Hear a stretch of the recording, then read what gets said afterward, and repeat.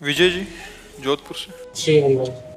श्री हरिवंश महाराज जी। महाराज जी, आप कह रहे हैं कि कृत्रिम, महाराज जी आजकल एआई का एक बहुत वो आया है कि जो भी आप उसमें डालते हैं वो एक नई दुनिया की रचना कर देता है। तो कह रहे हैं कि पहले ही मनुष्य ध्यान साधना और प्रकृति से एकदम विलग था और एक स्वप्न में एक और स्वप्न की रचना का एक माया का ऐसा जाल हो गया। तो महाराज जी, इसमें हम अपने आप को कैसे? अब कलयुग ऐसा व्यवस्था करता जाएगा कि आपका मन अंतर्मुख भजन में न लगने पावे। देखो, आज के 25-30 वर्ष पहले मोबाइल कहाँ था? किसी के पास मोबाइल ना, और सबका बढ़िया काम चलता था। अब भला बिना मोबाइल के काम चल सकता है? कैसा फांस लिया कलयुग ने। सबके पास मोबाइल, चाहे संत हो, चाहे रिक्शा वाला हो, चाहे पदाधिकारी हो, चाहे किसान हो, किसी के पास भी हो, स्मार्ट के नीचे है ही नहीं।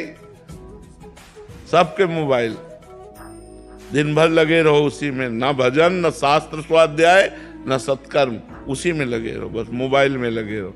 अब मोबाइल में भी बहुत चीजें आ गई हैं, बहुत से ऐसी चीजें आ गई, अब सारा समय इसी में जाता है। लोग जो है ना, आप देखो कुर्सी में बैठे मिलेंगे तो उसी में मिलेंगे, अंगुली सरकाते मिलेंगे उसी में मिलेंगे। ये कलयुग का प्रभाव है कि वो एक ऐसी ऐसी आकर्षणकारी चीजें रचता जाता है कि लोग उसी में फंसते चले जाए और भगवान के अंतर भजन से विमुख हो जाए। अंतर भजन, अब माला लिए हो, मोबाइल लिए, मतलब क्या माला चलेगा? माला लिए हो, मोबाइल भी देखते चले जा रहे हैं, अब वो माला क्या चल रहा है? वो तो एक क्रिया हो रही। माला तो तब जो नाम जप कर रहे हैं, वही ध्यान में, वही सुन रहे और खूब आनंद से डूबते चले जा रहे, तब तो माला जप हो। तो भाई, अब ये चीजें तो कलयुग और आगे आविष्कार आएंगे, ऐसे आविष्कार आएंगे जो भजन विहीन करते चले जाएंगे हमारा सारा मन। अब रामायण पढ़ने में, महाभारत पढ़ने में, भागवत पढ़ने में, वेद पढ़ने में किसका मन लगता है? अब बताओ। इतने लोग बैठे हैं, कौन रोज स्वाध्याय करता है कि रोज सुबह उठकर नहा धो करके वेद का पाठ हो रहा है, संध्या गायत्री हो रही, भागवत का पाठ हो रहा है? कोई बिरला ही करता होगा। सुबह से उठकर मोबाइले में है, कुन्न से बजा, किसका आया, देखा, क्या मैसेज हुआ, क्या, इसी में वृत्ति लगी हुई। तो अब और नए नए आविष्कार हो रहे हैं मन को फंसाने वाले। बचाना चाहिए अपने को, बचाकर भगवान के नाम और शास्त्र स्वाध्याय करना चाहिए, जिससे हमारी बुद्धि पवित्र हो। शास्त्र पढ़ते समय माला एक साथ नहीं, हमें लगता है जब शास्त्र पढ़ो तो पूरा ध्यान शास्त्र में क्या कह रहा है, वो ध्यान का विषय एकाग्र होकर, जैसे हम आपसे बात कर रहे हैं, तो अब आप एकाग्र होकर सुनोगे तभी तो पकड़ पाओगे। अगर इसमें एकाग्रता करोगे तो फिर माला में एकाग्रता नहीं हो पाएगी।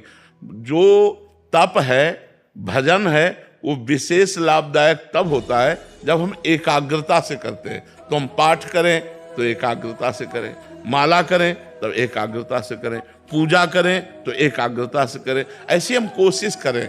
अब जैसे हम रास्ते में चल रहे हैं तो हम माला जप कर रहे हैं, ऑफिस में तो माला, लेकिन जब हम भगवान की कोई बात सुन रहे हैं, संतों की कोई बात सुन, तो हमें पूरा एकाग्र हो जाना है। एक एक शब्द हमको उनका ग्रहण करना है। अगर हमें खाली समय मिलता है तो राधा राधा, नहीं तो हम पूरा समय उनकी बात में देते हैं, क्योंकि बड़ा दुर्लभ होता है, संत समागम बड़ा दुर्लभ होता है। तो ऐसे ही शास्त्र स्वाध्याय जब करें तो शास्त्र क्या कह रहा है ये हमारी पकड़ में तो आना चाहिए। अगर माला भी चलाते गए शास्त्र भी, तो ना माला में एकाग्रता है ना शास्त्र में, दोनों पूर्ण नहीं हुए। तो हमको एकाग्रता पूर्वक एक एक कार्य करना चाहिए। अब जैसे सांसारिक कार्य हैं, उनमें आप माला ले सकते हो कि सांसारिक कार्य करते हुए राधा राधा राधा अगर चल रहा है, काउंटर से भी चल रहा है, बहुत बढ़िया काम। लेकिन भागवतिक कार्य में अब ठाकुर जी की पूजा कर रहे हैं तो बस फिर उसी भाव से उनके चंदन लगा रहे हैं, उनको भोग लगा रहे हैं, आरती कर रहे हैं, एकाग्रता पूर्वक। अगर मन लगा के हम करेंगे तो ज्यादा लाभ मिलेगा।